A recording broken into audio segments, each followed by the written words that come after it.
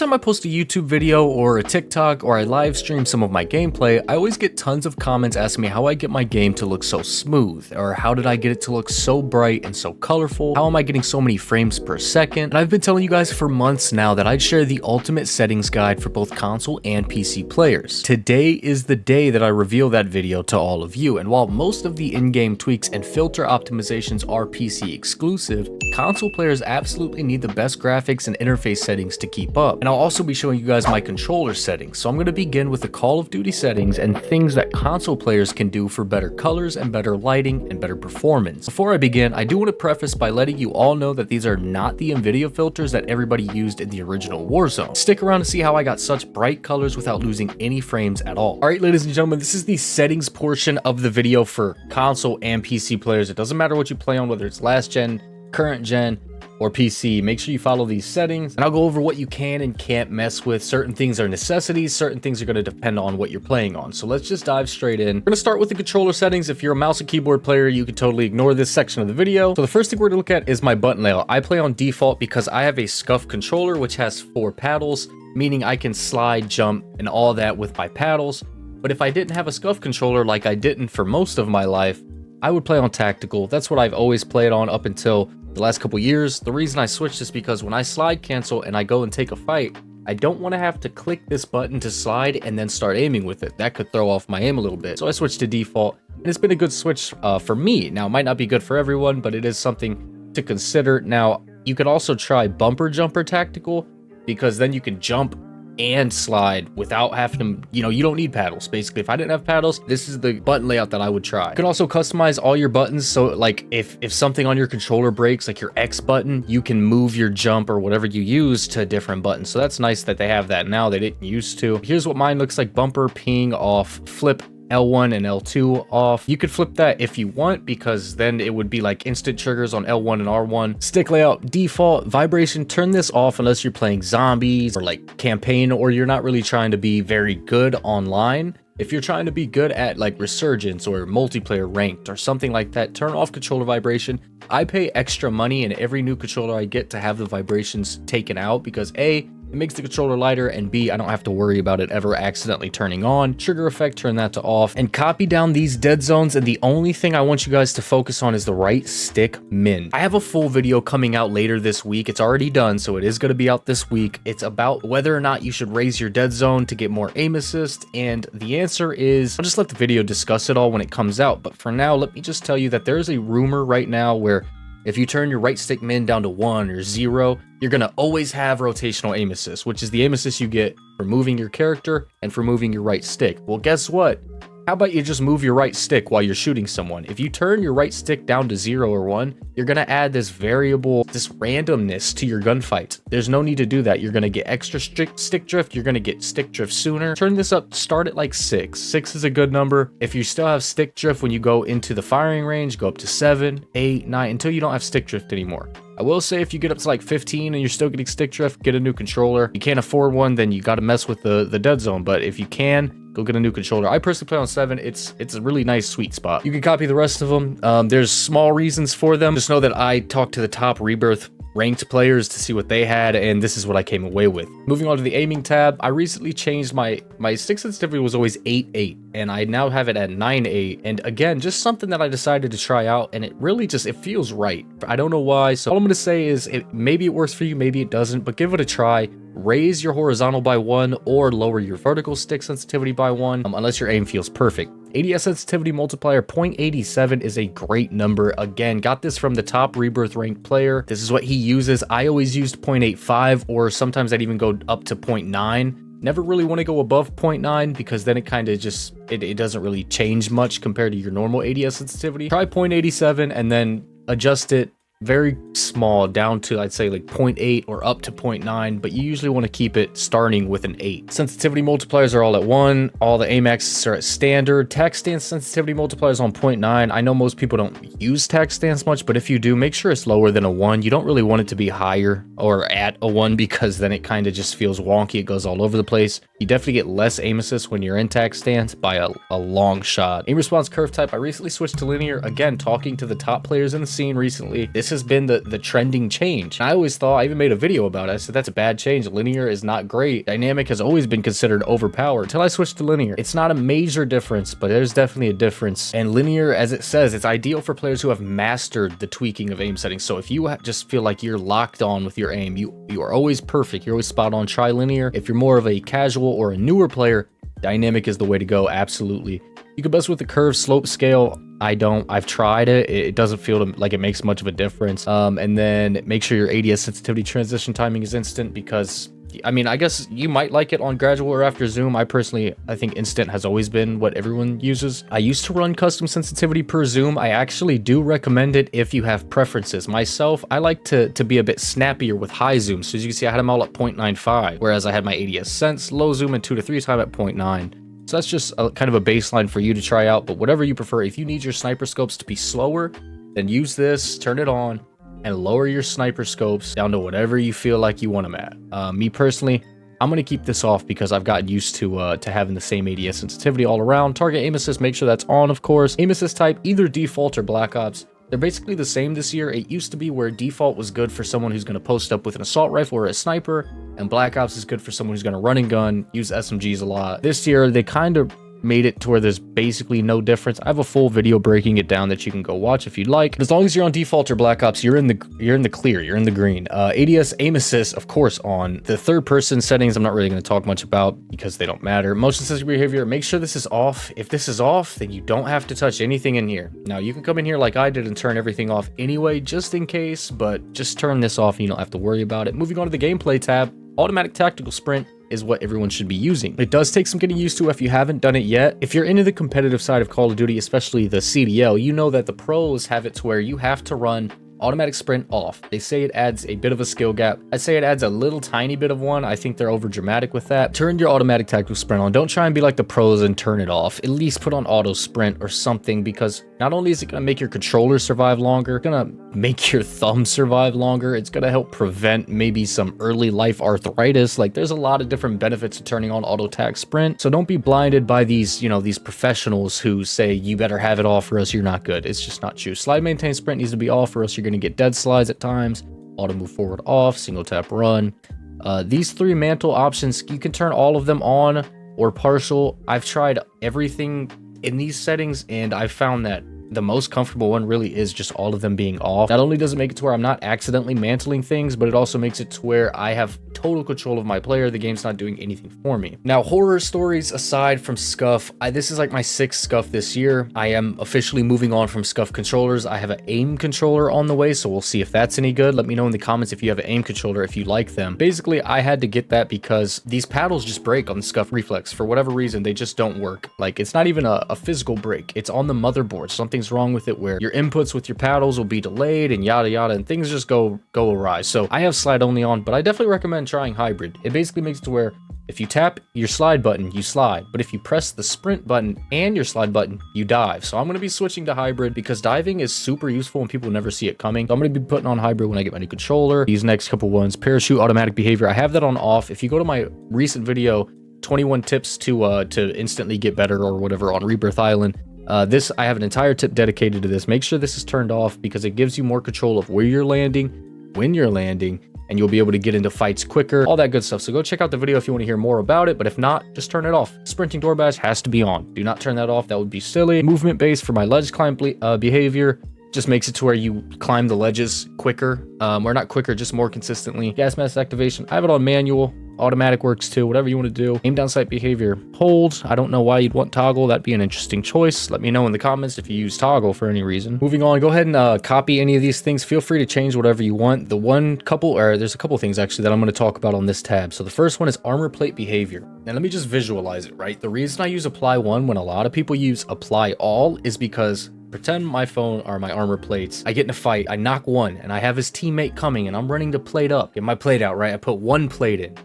I have apply all on. So now I start putting the second plate, but the guy starts pushing me. So now I have to scramble, tap Y, pull my gun out, try and shoot it. I'm already dead. When I have apply one on, I can go one plate, gun out immediately. I don't have to do anything else. I know it works for some people. Maybe I'm overthinking it. I will never put apply all on. I tried it a little bit back in the OG rebirth and I hated every second of it. ADS stick swap off. Why? That's another weird one. I guess it could work for some people. Backpack control stick. Prioritize interact. You don't have to copy this. This is the other one I wanted to talk about. You don't have to copy this. This is kind of a weird one. A lot of people don't use this. I'm used to it. I've been using it since Verdansk, so that's why I use it. But I mean, there's other options. If whatever you're using already, if you're comfortable with it, don't worry about what I have on. Again, you could copy any of these. A lot of people have this on hold for manual fire, but the thing is, on hold, it works for some guns, doesn't work for others, while on press, it works for all guns. Copy any of these settings here at the bottom that you like to see, because we are about to move on to the important settings. So in the graphics tab, the first thing, full screen borderless, full screen exclusive. I've always played on borderless.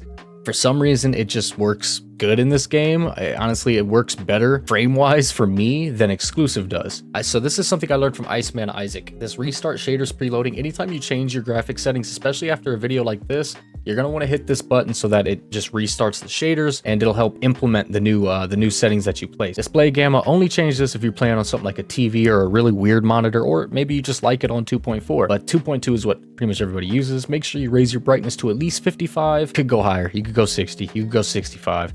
But personally, me, I've been playing on 55 for a couple years now, and it feels great. Constrain mouse to game window. My mouse is stuck on Call of Duty, whereas if I turn it off, I can take my mouse over to my other screen and change my YouTube video, change my song, whatever it is. On, off, or on plus boost for the Nvidia Reflex low latency. This depends on your system. Most people, I would say, run on plus boost, but some people do need on. The easiest way to figure this out is if your CPU drawing more power than your graphics card, you're gonna want to put on plus boost. And that's just the easiest way to kind of dictate it. My last system, I just recently got this new PC, as a lot of you guys know. My last system had a 3060 Ti and a i7. This one has a 4070 Super and an i9. And I ran on plus boost on both of them.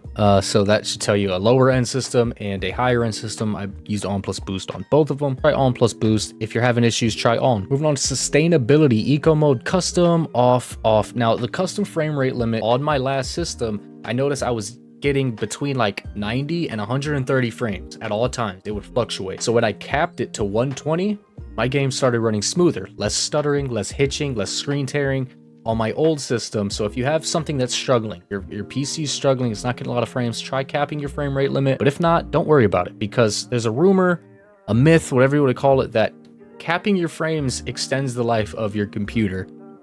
Maybe by like a day or two. It's not make or break. Menu render resolution should be native. Pause game rendering off, and focus mode, keep that on 0. Graphic preset, custom, render resolution 100. If you play all in 1440p, then you know this needs to be higher. The render resolution should match your monitor's resolution. Upscaling and sharpening, Fidelity FX Cast is the way to go, whether you're on a new rig, an old rig, whatever the case may be. Turn this on and then mess with this number as much as you like. I found 85 to be a great sweet spot.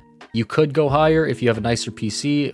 If you have a lower end PC, I used to run this on like 50, I think it was, on my old computer, and it worked well. I tried a couple of these other options, and Fidelity just still, a year later, Fidelity clears all of them.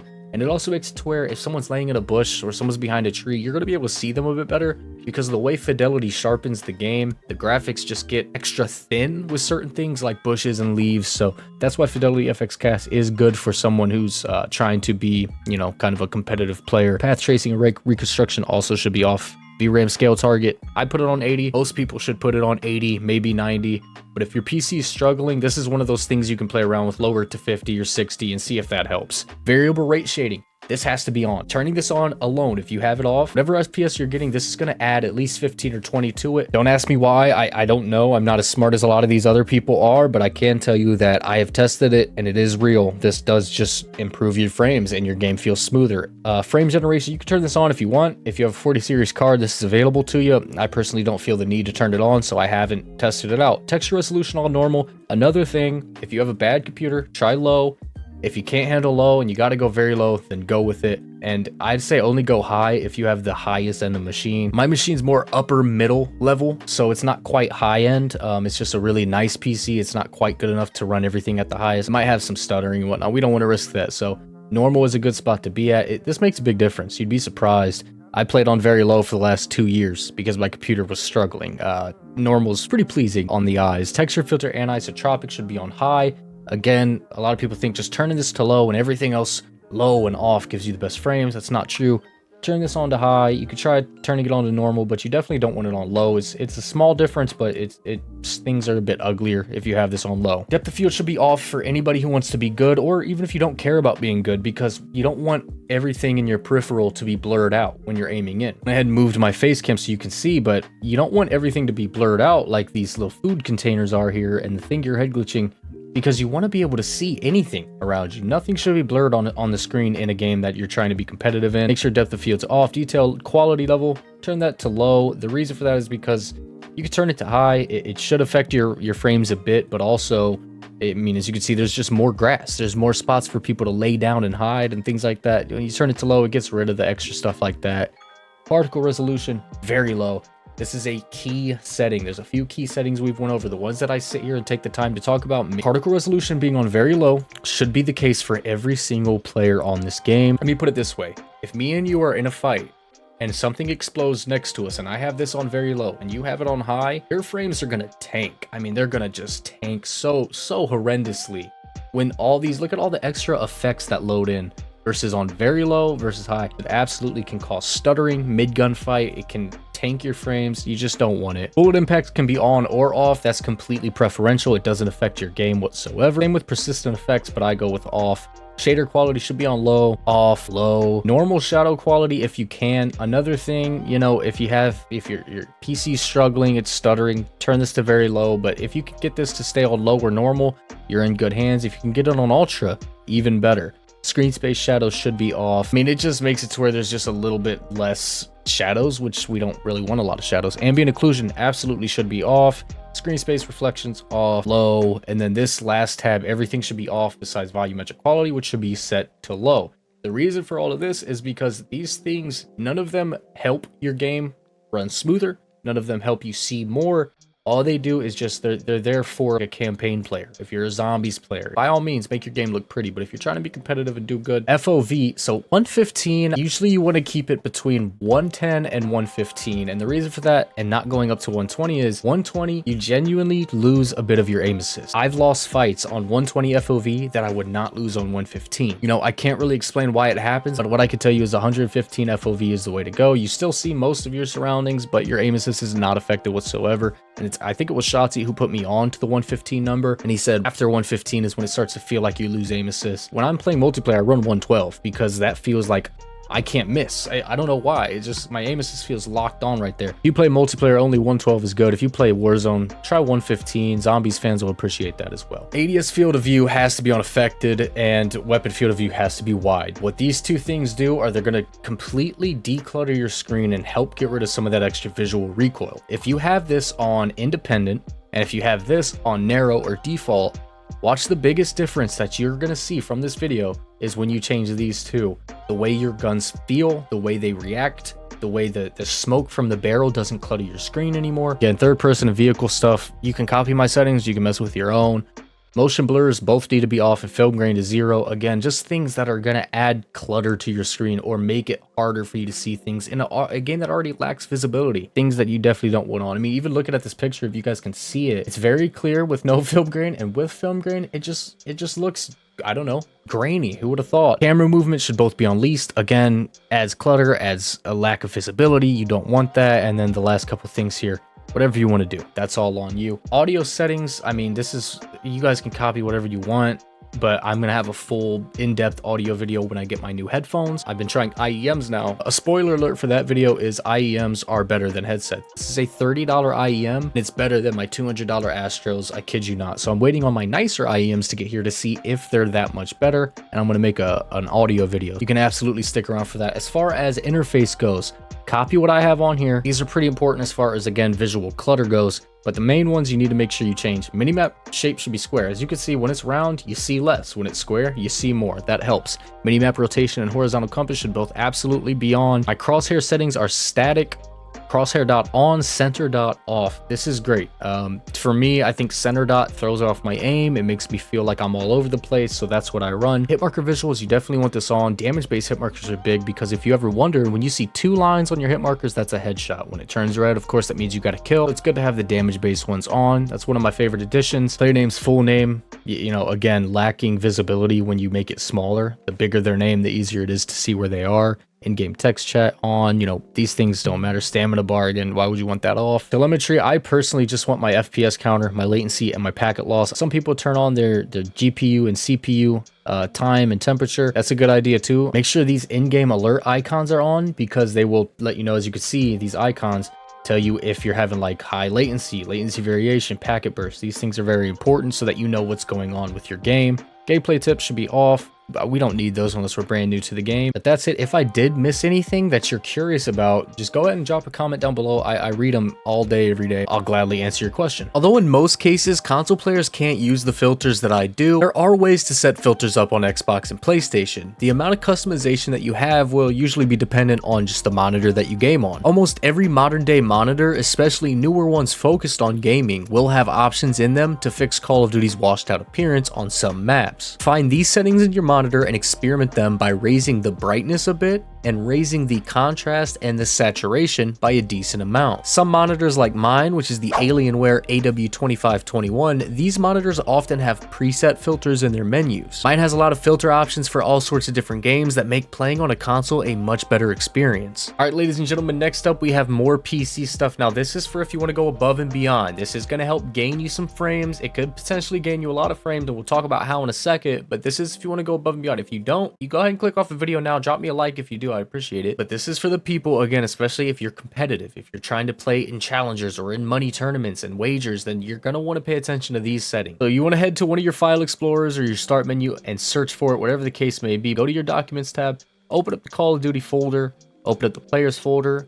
And a lot of you have already seen this text file. For a lot of you guys, there will be at least a few settings in here that you haven't touched yet. Options.4.cod23. Make sure it's the right one. There's a few things here that we're going to go through. I want to thank Iceman Isaac and his people over there that he talks to for helping point out a few of these that I actually didn't know about. So I want to definitely give him his credit. Now, there's a giant text file here with a whole bunch of different things in it that do affect your game. What you're going to want to do is press on your keyboard Control F at the same time, and that will pull up a search bar. And if you didn't know that, that's on any web page you're on, any program you're using. Control F is how to search for a certain word, letter, phrase, anything like that. Now, the first thing that we're going to want to search for is the word blood. When you type in blood, you hit enter and it'll take you to the first one that says show blood effects right here. And what you're going to want to do is you're going to want to change this from true to false. As you can see. So setting it to false, make sure there's just less visual clutter. And if you're like a zombies enjoyer, you might want to keep that on. I turned it off. Next thing we're going to look at is reflection probe. So type in reflection, press enter. When you type in reflection, it'll bring up screen space reflection mode. You don't need to worry about that, but if you go down just another couple of lines, it will say reflection probe relighting update stages. A lot of words there. Change it from 4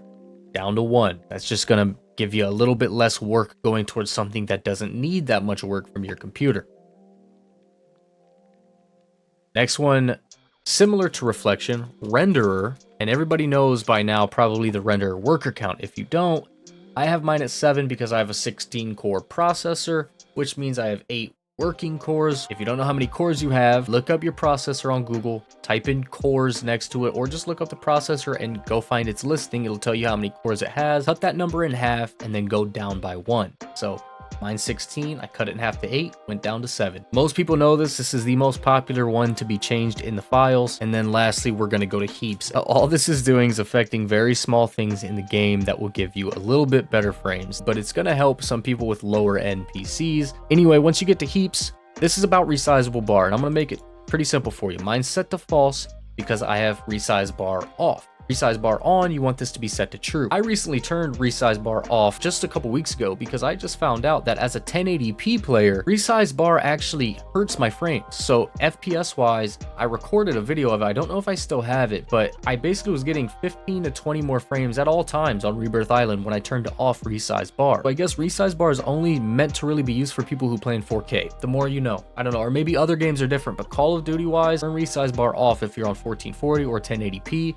And then come change this here. Again, search heaps, change it to false if you have resize bar off. Last thing you want to do, and make sure you don't forget this, file, save. Also can press Control S, but just to be sure it happens, hit file save. All right, now we're at our NVIDIA control panel. I'm not going to be like everyone else and milk the time on this one and go through all these settings because I'm not smart enough to know what's going on. But copy these settings, just pause the video as you need to, copy these down. That's really all it is with these. because these are kind of universal. Pretty much everybody is going to want to use these. Now let's move on to our change resolution, which is actually something you might want to do. Now a lot of people may not know this, but your refresh rate right here, you need to set it most times when you get a new PC or a new monitor, because my monitor goes up to 240 hertz, but I had it on 120 hertz because default out the box, that's what it is. And I just didn't notice, put it up to 240 and everything's smoother. I hope I get at least one comment if you change that. So if you came to this screen and it said 80 hertz or something, and you were able to put it up to 240 or even 120, I had a monitor that was like 144 hertz, and for a year straight, I played on 60 hertz, not knowing. Now that I've played on 240 hertz, I would know the difference right away. And also I have two monitors, so make sure you click on each one to make sure you pull up the refresh rate. One of mine only goes up to 120.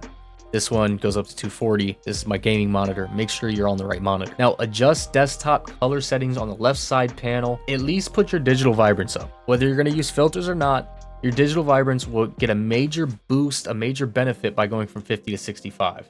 Once you pass that, it goes from being a major boost to my favorite word, overkill. It's just too much. It's unnecessary. Gamma 1.06 is a very good number to be at. Brightness you could put up, but I put that up in Call of Duty. I don't need my actual monitor to be brighter, just my gameplay, so that was good. And then contrast, again, you can put it up, you can put it down. 65 I'd say would be a solid number to get to. Here's a little clip from the other night for you guys. Let me put my face cam over me because I ain't looking too good there. This is a clip I got the other night. As you see, my game is just very vibrant compared to what it is default. The reason that my game looks so much more vibrant than most other people's games do is because of this program right here. It's called DWM LUT GUI. Look, you don't have to worry about it. It's in the description. I'll also link the video that is the main tutorial for how to get this from ARTISWAR. He's also the one who created these filters, so we have to give credit where it's due. His video is pretty long about it, and while it's all information that is needed, he does go well into detail. I'm going to try and make it a little bit simpler for you guys on how to use this. Once you download it, you should get a file that looks like this right here. It says release. If you're good with computers, then you know how to extract something, extract it to your desktop. If not, bring this from your downloads folder to your desktop to make it easier, and then just right click it, click extract all, hit extract. I already have it, so I don't need it, but this is what the folder will look like once it's extracted to your desktop. It'll be in its own folder called release, which I already have up here, so you double click that, and this is the program. So what I do is I open it up. I'm going to right click it down here on my taskbar, and I'm going to hit into taskbar to make sure it's always there. So now I always can open up this program right like that. You're going to want to head to the link in the description. In Art's video, you're going to download his filters or find filters somewhere else, but his are probably the best for Call of Duty because they're made for Call of Duty. Once you download his filters, you bring them out to your desktop again, just to make it easy. And these are the options, and you're going to want to test each one of them and find which one you like. Me personally, I always use Super Sat Shadow Seer. The reason for that is because I feel like it brings the colors out the most without making them look a little too bright. Emerald does a little bit of a green hue, Ruby does a red one. Neutral Shadow Seer is good as well, but Super Sat makes it a bit brighter. I can see people in the shadows a little bit easier. If you don't want any added colors, then you can do shadow only, just so that things are a little bit brighter. What you do is you go into DWM LUT, you click on your gaming monitor, make sure it's your gaming monitor. You can do it on both monitors, but if you want it on the gaming one, make sure it's on the gaming one. You click on it and you go to browse where it's SDR LUT. You don't want to do HDR, you want to do SDR. You hit browse, you pull up the release folder, and it will always pull this folder up by default as long as you're using it. Click on whichever one you want, hit open, and there it is. And now you just press apply. You can't see it in the recording unless I add it. Here, let me add it. So this is what I'm seeing now that I hit apply. It looks like that, and it just looks so good. I mean, turning it off and on. This looks more like a Saturday morning cartoon. This looks like a nice bowl of cereal in the morning watching Yu-Gi-Oh. Now, I don't keep the filter on when I'm scrolling the web and things like that because it's not meant for that. But for Call of Duty, it's amazing. And again, you just hit browse if you want to try the next one, and it's that easy. But what these don't do is affect your FPS whatsoever, let alone negatively. What they are is convenient. They're always, you can even use them in like a movie or a video that you're watching if you don't like the way they look. I use them on stream. Multiple uses for this as well, so it's not like it's an annoying thing that you have on your desktop that I need it for my game, but it takes up some extra space. It's something that you actually can use. All right, for everyone that's been asking for my settings for so long, this video was for you. That's everything as far as controller settings, audio, graphics, and every kind of specific tweak that I could really show you. With that being said, I do have an audio settings video where I'm going to go more in depth and tell you guys about the new IEMs that I've tried and why I love them and why I will be recommending them to everyone. It's not sponsored or anything like that. It's just my honest opinion. So that video is coming soon. I also have a video video about dead zones and aim assist coming soon. I have loadout videos for Warzone. You know, the content's just gonna keep rolling, so if you guys want to see more of that, hit that subscribe button. If you made it this far in the video, let me know down below in the comments by adding BO6 somewhere in your comment, and I'll see you guys in the next video.